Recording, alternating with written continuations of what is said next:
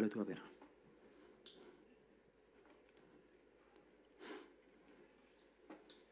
Guido, ¿Sí? ¿cerraste la cocina? Ya no hay nadie. ¿Por qué? Ha llegado un señor de Roma del ministerio y quiere comer. La cocina está cerrada. Qué pena. Te hubiera dado una buena propina. La cocina está abierta. Adelante.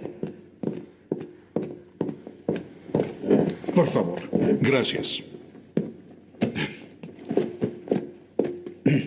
Doctor, ¿seguro que usted no comerá nada?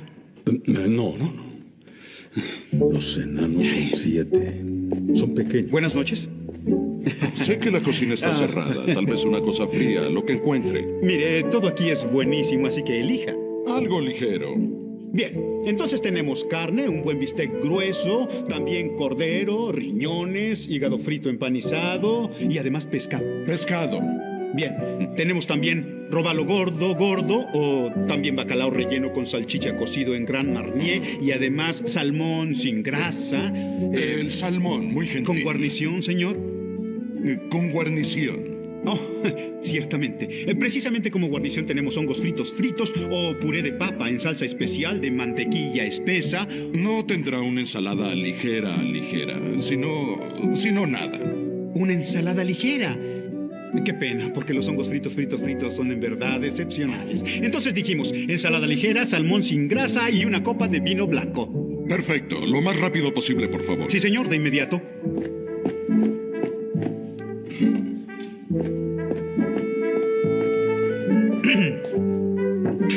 Buen provecho.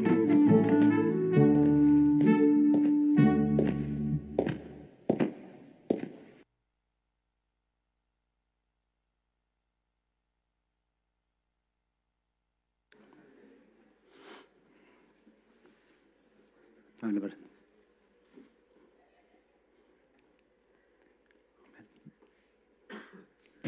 revés. Maestría, ¿eh? Maestría en la hospitalidad. Yo creo que se ha ganado la propina, ¿eh? Creo que se la ha ganado. ¿Eres hospitalario? ¿La hospitalidad es un valor importante para ti? Dice el apóstol Pablo en Romanos 12:13, practicar la hospitalidad. Pero seamos sinceros, la hospitalidad requiere tiempo, esfuerzo, sacrificio. Y además hay que hacerlo sin quejas, sin quejarnos, como dice el apóstol Pedro. Una mamá de cierta familia tenía invitados para cenar y le pidió a su hijita de 8 años que orase. La niña, perpleja, preguntó, ¿y qué voy a decir? La mamá le dijo, no te preocupes, di simplemente lo que yo siempre digo. Así que la niñita se puso con los ojos cerrados, bajó la cabeza y dijo, Señor, ¿pero por qué tuve que invitar a cenar a esta gente?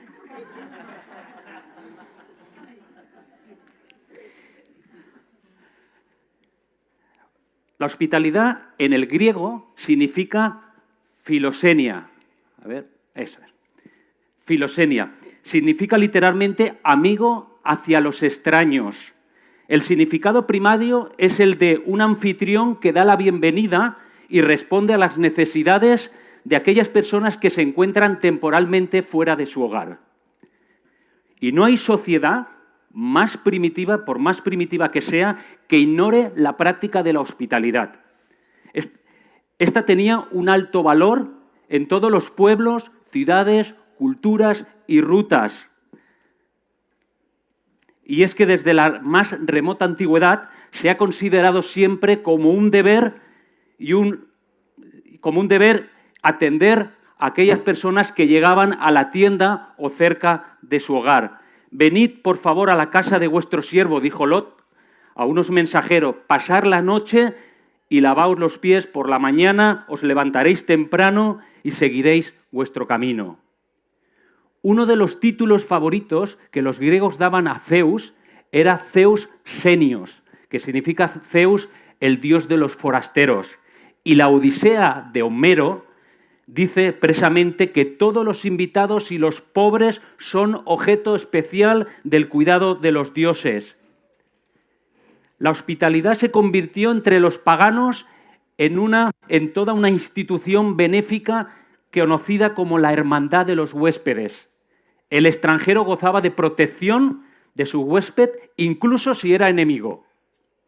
Podía contar con su absoluta lealtad solamente alegando ser, como parentesco, ser humano, solamente alegando que era ser humano. Y en la palabra de Dios, la hospitalidad está considerada como un valor de primer orden y los israelitas debían ejercerla en razón a su historia vivida. Cuando un extranjero resida con vosotros en vuestra tierra, dice Levítico 19, no lo maltratéis. El extranjero que resida con vosotros os será como uno nacido entre vosotros y lo amarás como a ti mismo, porque extranjeros fuisteis vosotros en la tierra de Egipto. Tan pronto entraba en casa, eran lavados sus pies y eran alimentados con comida para él y para sus animales, e incluida la responsabilidad de protección. Numerosos casos encontramos en la palabra de Dios, por ejemplo, en el Antiguo Testamento, cuando Abraham, en Génesis 18, vio a 3 varones, dice que salió corriendo de la puerta de su tienda a recibirlos y los atendió poniéndolos cómodos y ofreciéndoles abundante comida. O Lot recibe a los ángeles y se empeña en defenderlo de los habitantes de Sodoma, que como ya sabéis, en Génesis 19, él dijo, sácalos, estos dijeron, sácalos para que los conozcamos, les rogó que no hicieran tal maldad, y estos varones vinieron a la sombra de mi tejado, y ya sabéis la historia, que Lot lo que hizo es ofrecer a sus hijas, una historia tremenda. Jetro, sacerdote de Madián, se apresuró a ofrecer hospitalidad a Moisés. Él dijo a sus hijas, ¿y dónde está? ¿Por qué habéis dejado a ese hombre? Invitarlo a que coma con nosotros. A pesar de su pobreza, la viuda de Sarepta cuida a Elías, Primera de Reyes 17. O la mujer sunamita en Segunda de Reyes 4, que construyó una habitación para alojar al profeta Eliseo. Las reglas de cortesías en tiempos bíblicos decían, por ejemplo, que un viajero podía sentarse a la puerta de alguien desconocido hasta que el dueño de la casa lo invitara a cenar. Si su estancia se prolonga por algo de tiempo, no se le hará pregunta alguna acerca de sus intenciones y podrá irse cuando quiera sin el más pago que el de Dios sea contigo o Dios esté contigo.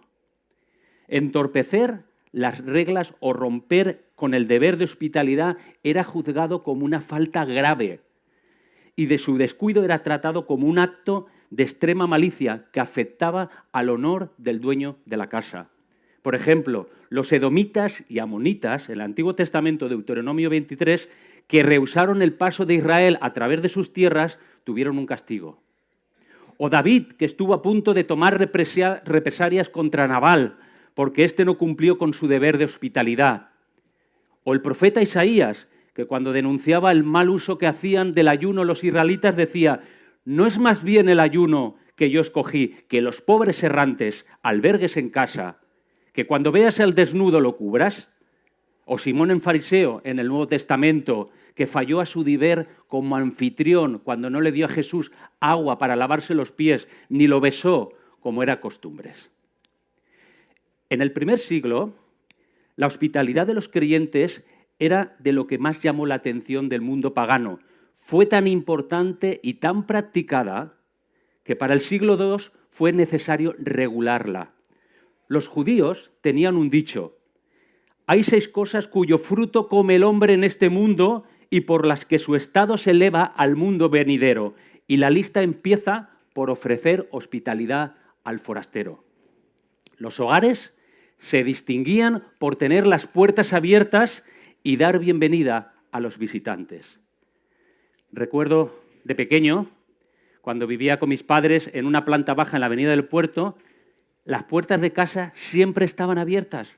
Y ahí entraba la gente, entraba y salía sin ningún problema. Las vecinas entraban, ¿qué? Bañando al niño. Y el niño era yo. Y ahí nada, no había intimidad, la gente entraba y salía. Yo no sé si recordáis esto, si habéis vivido en algún momento con las puertas abiertas de casa. Ahora ya no. En los evangelios vemos a Jesús insistiendo en que la hospitalidad se extendiera más allá de los límites del hogar y cruzara las barreras sociales, como ilustra la parábola del del visitante de medianoche en Lucas 11 o como la del buen samaritano en Lucas 10, como conocéis. Y durante su ministerio, Jesús dependió de la generosidad y de la hospitalidad de otras personas. Algunas mujeres que habían sido sanadas de espíritus malos y de enfermedades le servían con sus bienes. También recibió Jesús hospitalidad de gente de todos los estratos sociales.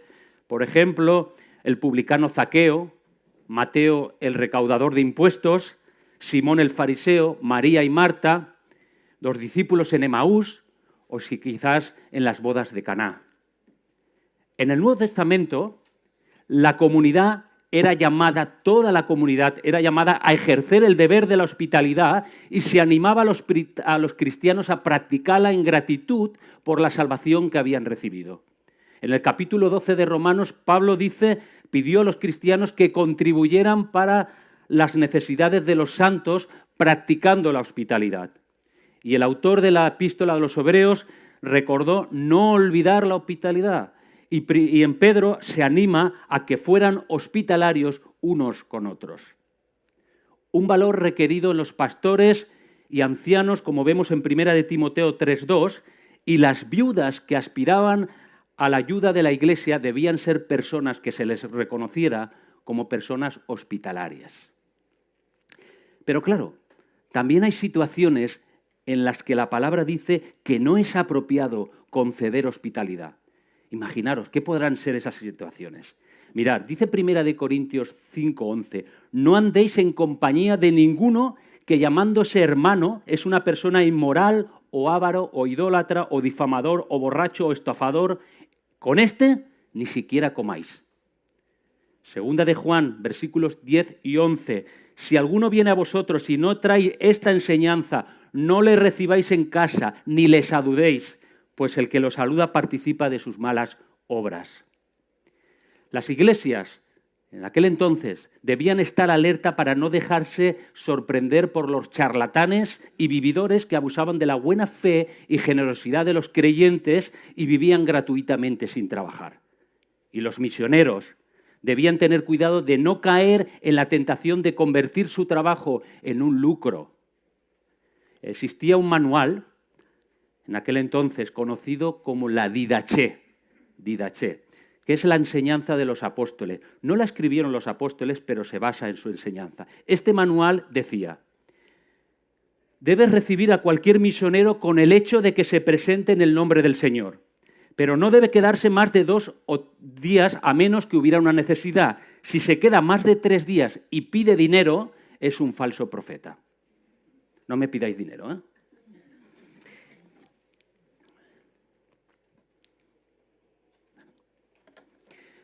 Es fácil brindar hospitalidad a personas que conoces, pero ¿qué hay de aquellos que no conoces y los que no encajan en tu círculo social? Acompañarme a una lectura en el libro más corto de la Biblia y la carta más personal escrita por el apóstol Juan entre los años 89 y 91 a un amigo llamado Gayo, y al que el apóstol Pablo en Romanos 16:23 se dirigió como hospedador mío y de toda la iglesia. Está en 3 de Juan, los primeros 8 versículos. Lo tenéis ahí. El anciano, al querido hermano Gayo, a quien amo en la verdad. Querido hermano, oro para que te vaya bien en todos tus asuntos y goces de buena salud, así como prosperas espiritualmente. Me alegré mucho cuando vinieron unos hermanos y dieron testimonio de tu fidelidad y de cómo estás poniendo en práctica la verdad. Nada me produce más alegría que oír que mis hijos practican la verdad. Querido hermano, te comportas fielmente en todo lo que haces por los hermanos, aunque no los conozcas. Delante de la iglesia ellos han dado buen testimonio de tu amor. Harás bien en ayudarlos a seguir su viaje como es digno de Dios. Ellos salieron por causa del nombre sin nunca recibir nada de los paganos. Nosotros, por lo tanto, debemos brindarles hospitalidad y así colaborar con ellos en la verdad. Todos los que llegaban a la ciudad y visitaban la casa de Gayo habían comprobado que sus puertas, las puertas de su casa, estaban siempre abiertas a todos los verdaderos creyentes. Toda la iglesia así lo reconocía y, sinceramente, también formaba parte de las noticias. Mirar, durante los primeros 200 años de la Iglesia no solía tener un edificio propio como tenemos nosotros hoy en día. Se reunían en casas. Dice Romanos 16, saludad a Priscila y Aquila y también a la iglesia que está en su casa. O Filemón, nuestro hermano y colaborador, y a la iglesia que está en su casa. Y es que allí donde se movían, formaban una iglesia. Y Gallo era conocido como uno de esos responsables de una de esas iglesias caseras. Y no hace falta irnos a los primeros siglos para hacer teología del recuerdo. Esta iglesia de la Malvarrosa comenzó hace 71 años en el comedor de una casa. En el preámbulo de nuestros estatutos de iglesia, que salvo Santiago nadie más lee, se dice en los inicios de esta iglesia, algunos de los que hoy estáis aquí vivisteis de cerca esta historia. Y en el preámbulo dice, si bien desde 1950 se venían celebrando cultos en distintas casas, en los distritos del Grao y del Cabañal, fue en el año 1960 que se estableció definitivamente una iglesia local, reuniéndose en casa de Francisco Cerveró, calle Pavía, como sección local de la iglesia en calle Navarra de Valencia. Por razones de crecimiento numérico, la iglesia se traslada al local en la calle Tramolleres en el año 1966, en que de mutuo acuerdo con la iglesia de origen se constituyó como iglesia independiente. Posteriormente, y por razones de espacio, en el año 1982, la iglesia se trasladó al local que ocupa en la actualidad en el barrio de la Malvarrosa. Y sé que estáis haciendo los cálculos. Sí, el año que viene haremos 40 años en este local y en este barrio. En nuestros días, la hospitalidad hace referencia normalmente a invitar a la familia y a los amigos para tener una comida o tener un tiempo de tertulia. Pero en la sociedad romana, la práctica de la hospitalidad tenía una forma, una función y unas expectativas un poco diferentes. En aquellos tiempos, gracias a la amplia red de carreteras y grandes flotas de barcos en el mar, habían muchas oportunidades para viajar. Esto facilitó el intercambio tanto cultural como comercial en todo el Imperio Romano. Además de los comerciantes, también habían misioneros cristianos que viajaban deseosos de extender el Evangelio. Y la persecución había dado lugar a que muchos cristianos buscaran un lugar en el cual establecerse. Llegar a una comunidad como extranjero podía ser algo peligroso, difícil y recibir rechazo. La mayoría de las posadas que habían no eran lugares placenteros donde alojarse. Servían como prostíbulos y además no reunían las condiciones apropiadas de higiene de ningún tipo. Estaban sucias e infectadas de pulgas. Los posaderos eran conocidos por su codicia, hasta tal punto que Platón los compara con piratas que retienen a los huéspedes como rehenes hasta cobrar el rescate. En este escenario tan difícil, complicado, se dio lugar lo que es el sistema llamado de amistades de hospedaje. Amistades de hospedaje.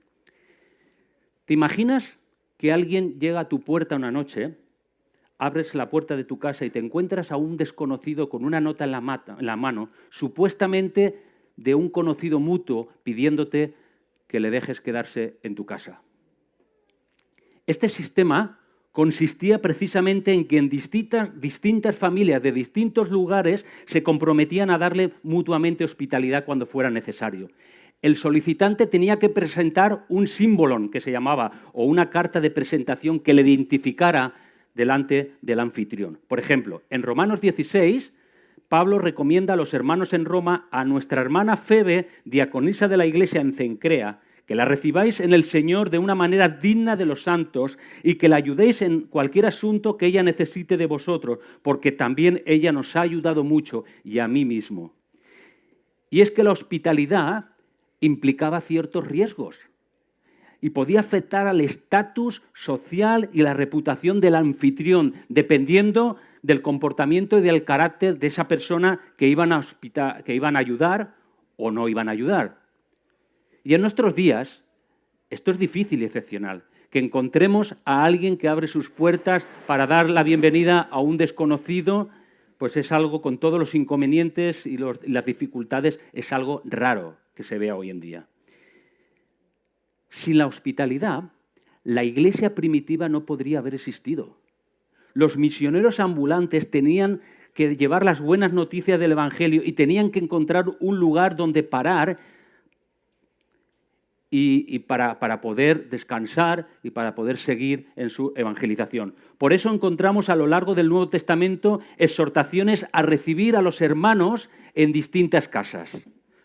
Toda la familia, cuando llegaba alguien a hospedarse, se implicaba y colaboraba, se comprometía a hacerse cargo de las necesidades de los extranjeros durante todo ese tiempo que él estuviera en las casas. Y cuando este vínculo se daba y alguien abría su casa a un extraño, era como invitarlo durante todo ese tiempo a ser parte de su familia. Y su estatus social pasaba de ser un desconocido a ser parte integrante, miembro de la comunidad. Y los que de esta manera comían juntos quedaban atados por fuertes lazos de amistad que pasaban incluso de padres a hijos. Una característica notable de Gayo era que estaba dispuesto a extender la hospitalidad a personas desconocidas que no tenían ningún otro título para recibir la ayuda que el de pertenecer a una comunidad de quienes, como él, habían creído en la verdad. La amabilidad y generosidad de Gayo y su vivir en la verdad eran características que destacaban tanto en su propia vida, en su propia iglesia casera, como en los predicadores y maestros ambulantes desconocidos. Y el apóstol Juan enfatiza su estima y afecto por Gayo porque lo que él está haciendo por los hermanos refleja su andar en la verdad y en la fe que abraza.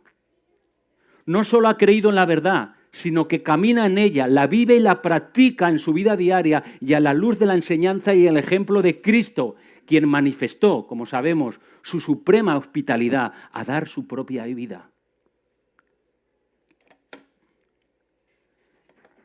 Querido hermano, te comportas fielmente en todo lo que haces por los hermanos, aunque no los conozcas. Delante de la iglesia ellos han dado testimonio de tu amor. La hospitalidad de Gayo era señal de perseverancia y fidelidad a la verdad. Pero cuando el apóstol Juan elogia a Gayo, usa el término amor, que fue el primer valor del que Santi nos habló en esta serie. Y lo hace como un sinónimo de la hospitalidad. Sus obras hospedadoras eran expresiones de su amor. En una carta que Tertuliano, uno de los padres de la Iglesia, escribió contra los gentiles, nos ofrece un testimonio de primera mano sobre la vida de los primeros cristianos. Allí leemos que los paganos, admirados de la fraternidad entre los seguidores de Jesús, murmuraban envidiosos: mirad cómo se aman. Alguien dijo que entender la hospitalidad como una práctica del Evangelio es uno de los medios principales para aprender y enseñar el amor. La orden en el Antiguo Testamento de amar al extranjero pasa ahora a la vida de la Iglesia, donde el énfasis no está tanto en el deber, en el hacer, sino en el amor. Y cuando los autores del Nuevo Testamento piensan en el amor reflejado en la vida de los creyentes, piensan en la hospitalidad. Por ejemplo, cuando el apóstol Pablo dirige a la iglesia de Roma, compartiendo con las necesidades de los santos, practicando la hospitalidad, su exhortación se da en un contexto de haber dicho en el versículo 10, amaos los unos a otros con amor fraternal.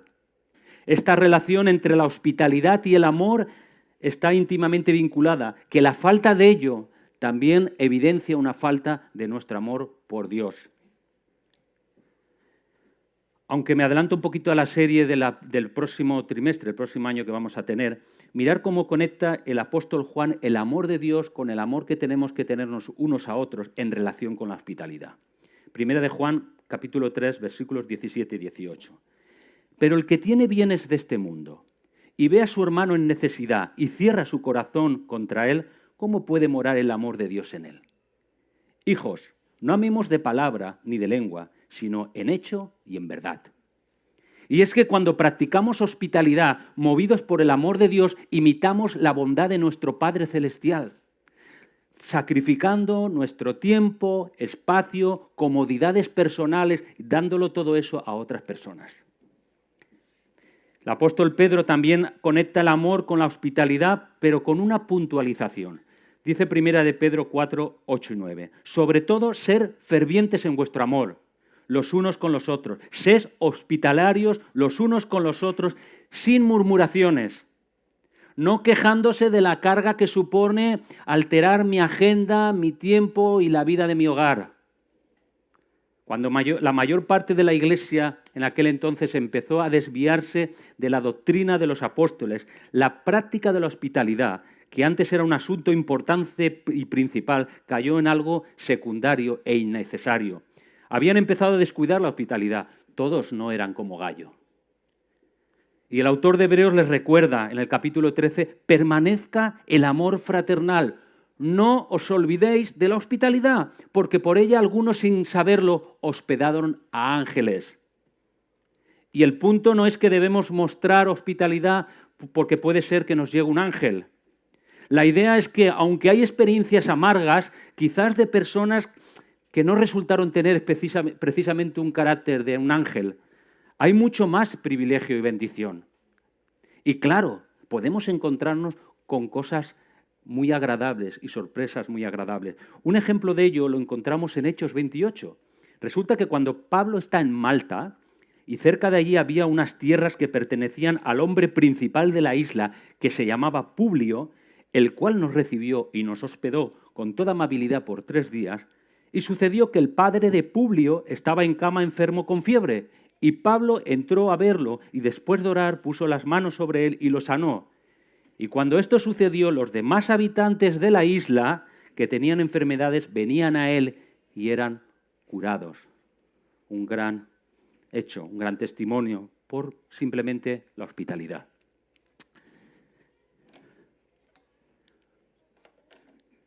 No sé si tú eres una de esas personas que vives durante muchos años en el barrio y que prácticamente no conoces a los vecinos, o que los conoces de manera, y menos aún de manera muy significativa. Llegamos frente a nuestra casa, abrimos la puerta del garaje y no tenemos que hacer mucho más que saludar con la mano a un vecino. Y normalmente hacemos así, hola, no hacemos más, normalmente. Hace años podíamos charlar con el trabajador de una gasolinera cuando nos estaba llenando el depósito.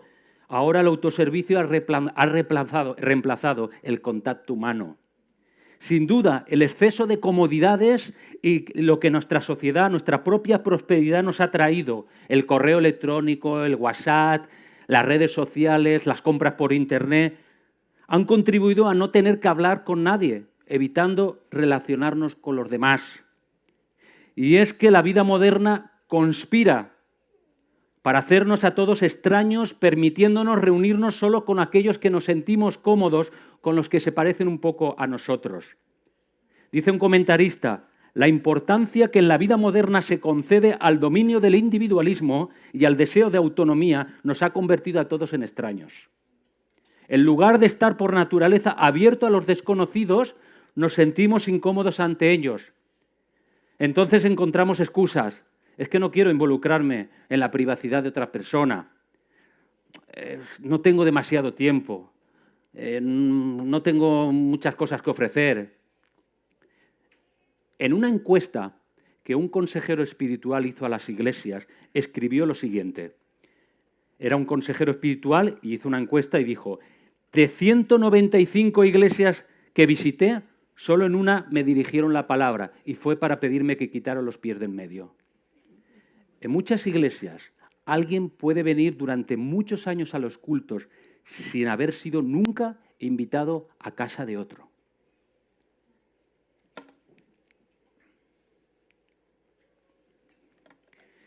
Descuidar la hospitalidad entre cristianos es un reflejo de lo que nuestra cultura nos está impidiendo.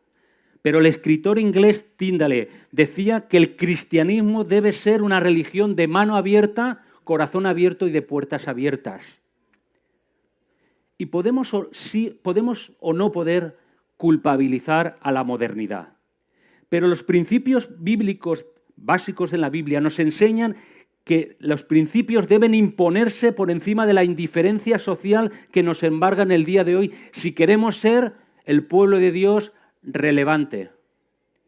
Nuestras condiciones han cambiado mucho, sí, es verdad, pero seguro que nuestros hogares podrían ser mucho más útiles al Señor si pensáramos en aquellos necesitados de un ambiente de hogar cristiano. Y sí tiene que desaparecer todo aquello que levanta paredes a nuestro alrededor para que nadie se acerque demasiado. El cristianismo debe ser una religión de puertas abiertas a nuestro hogar, a nuestros recursos y a nuestro corazón. Y en este punto recuerdo a Amparín y Juan, la hospitalidad de Amparín y Juan. No están con nosotros, están en Canarias. Cuando alguien llegaba a la iglesia por primera vez un domingo, antes de decirle su nombre ya le estaba invitando a comer a casa. Increíble. No podemos amar a los demás como Jesús nos ordenó sin abrirnos a ellos, aunque esa apertura implique un poco de riesgo. En lugar de ser una persona que se aísla habitualmente en casa, ¿no sería mejor manera de dar testimonio del Evangelio que ser la persona que recibe a los nuevos llegados, la nueva familia llegada al barrio o a la urbanización? El que cierra su puerta tal vez no advierte que también está cerrando su mano y su corazón a los demás, preparando así un ambiente de aislamiento. ¡Qué pérdida si el Señor se presenta algún día en tu puerta y por los inconvenientes le niegas la entrada! En la iglesia del primer siglo, mostrar hospitalidad era uno de los recursos más importantes y eficaces para predicar el Evangelio y extender el reino de Dios. La iglesia necesita de personas que salgan con la verdad, sí, pero también necesita aliados de la verdad en casa.